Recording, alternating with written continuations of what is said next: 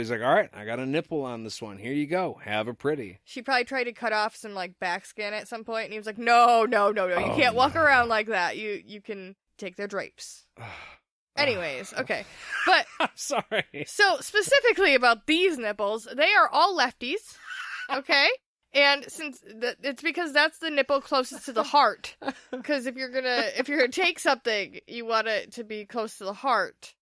Yeah, it's super meaningful. Yeah, Yep. it's very, yeah. And you leave just enough around the areola so that you can tattoo their name on it. Oh, God.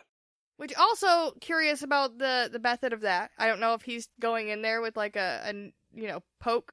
What are they called? Stick and poke tattoos? I am Like, taking forever and writing their names out like it's a whole fucking thing. This nipple situation takes him so fucking long to deal with each one of these. Assuming. Okay. This is how it goes. You ready for this? He interrogates him, right? Finds the bangling. Might or might not cut. You know what? No, this guy's weird. So he definitely cuts the nipple off first. Then he kills him, right?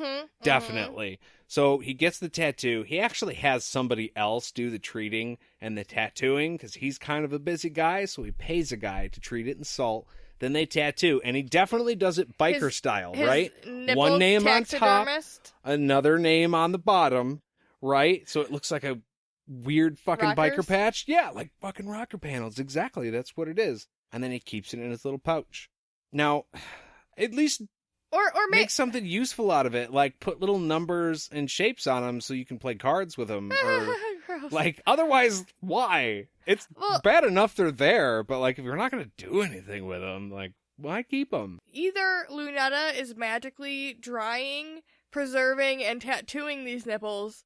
Brogan is paying somebody to do it, or he's spending a, crazy stupid amount of time doing it himself. Obsessive behavior. Yeah, obsessing over the nipples. Okay, just so we're clear, that's where we're at.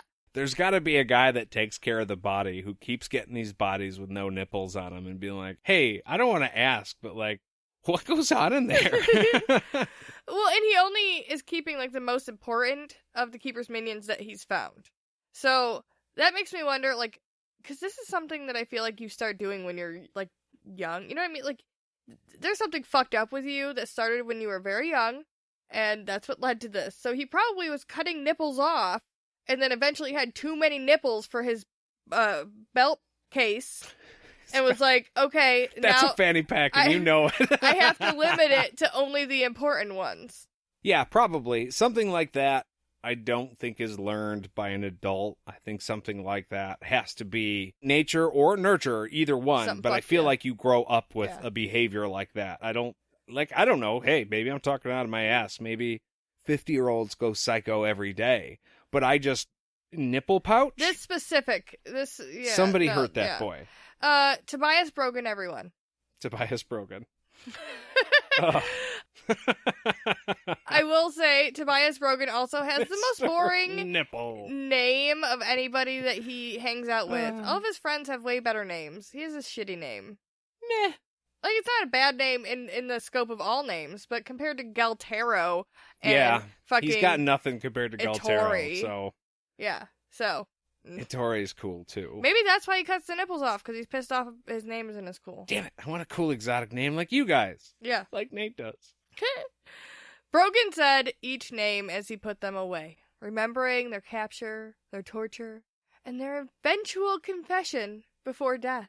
Like a beautiful dream he's having. It's just, it's great. It's great. This is his delusional moment. Yeah. That's what's happening. In front of all of his people that are still standing around. He tells Galtero that he is on Kaylin's trail, so it's time to go. We got shits to do, Got her, bud. Let's roll. Galtero says, okay, but you need to hear what I have to say first. And then we don't find out what it is, because that's the end of the chapter. That's the end of the chapter. No, womp, he goes, womp. hey, you talked for a really long time today. I was in the room almost the whole time. Can I say a thing? Are you, Next chapter, bud. Are you done with the nipples? Or... Yeah.